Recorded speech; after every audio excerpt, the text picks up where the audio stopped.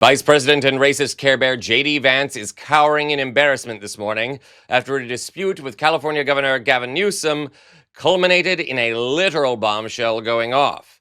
And as it turns out, Vance may actually have Newsom to thank for saving his life, not to mention saving the lives of other Americans. Welcome to Occupy Democrats. I'm David Reddish. I hope you all joined in the No Kings protests over the weekend, already reported to be the largest in American history, surpassing even the No Kings protests in June. For more on that, and the really crappy way Trump tried to respond, literally, see our other videos here on the channel. Overshadowed by the protests, however, was J.D. Vance's visit to Camp Pendleton here in California as a celebration of the 250th anniversary of the United States Marines. I know, a couch enthusiast with all the personality of an old mattress giving a speech. Who wants to hear about that? Almost immediately after the announcement, California Governor Gavin Newsom set himself at odds with Vance and Donald Trump amid news that the Marines plan to fire off missiles and detonate them over Camp Pendleton in celebration of their anniversary, or possibly to wake up everyone after J.D. Vance's speech. Here's a rundown. The celebration of the Marine Corps' 250th birthday is a big deal. Vice President J.D. Vance, the first Marine veteran, will be at Camp Pendleton for the big day.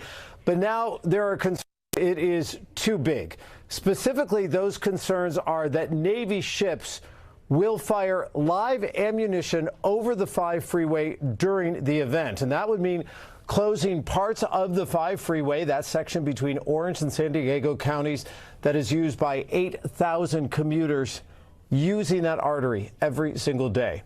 The event on Saturday is to showcase military operations across air, land, and sea, and the Navy will be involved. But to what extent exactly? Now, according to an angry Governor Newsom, and here's his post on social media, Donald Trump and J.D. Vance think that shutting down the I-5 to shoot out missiles from ships is how you respect the military. Put aside your vanity parade and pay our troops instead.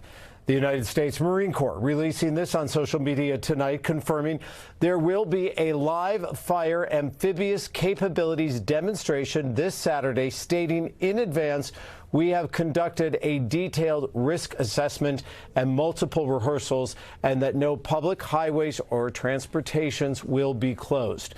The USMC does not mention in that statement that the 5 is involved. However, the Los Angeles Times tonight is quoting the California Department of Transportation that based on potential scenarios shared with the Department of Transportation, the federal government is now going to work with Caltrans to close down a section of the 5.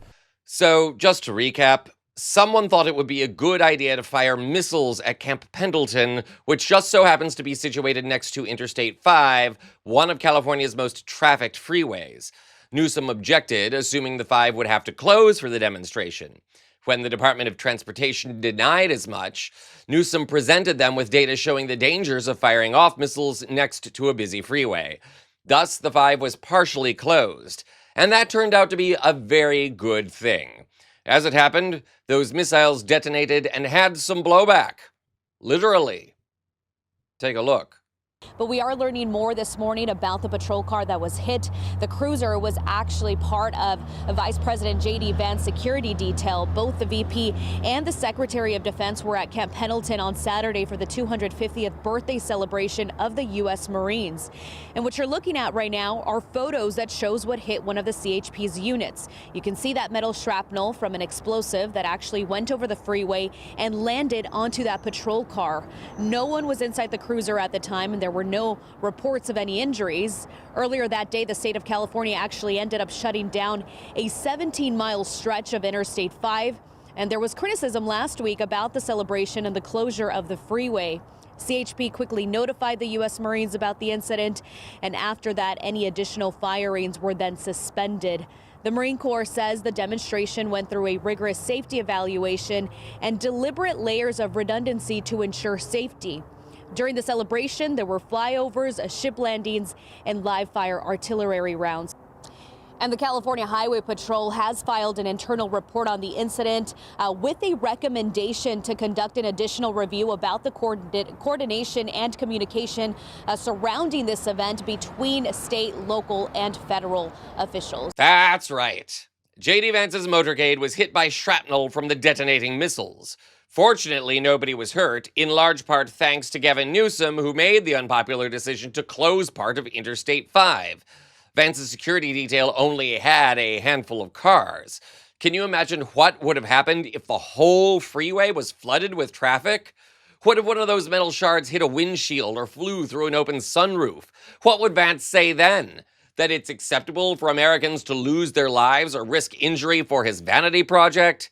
And keep in mind, the only reason we averted a tragedy like that is because of Gavin Newsom's wisdom. Maybe the White House should actually try listening to him more often. We'd all be better off. Trump and Vance should both be thanking him right now. And this is fun. Should Vance try to run for president in 2028? And should he face down Newsom? How will that look to voters, especially when this story resurfaces? One warned the administration and ultimately saved lives by making a difficult choice, and one got off the couch just long enough for a vanity photo op and a boring speech. Next time, JD, do yourself a favor. Stay home on the couch. This is Occupy Democrats.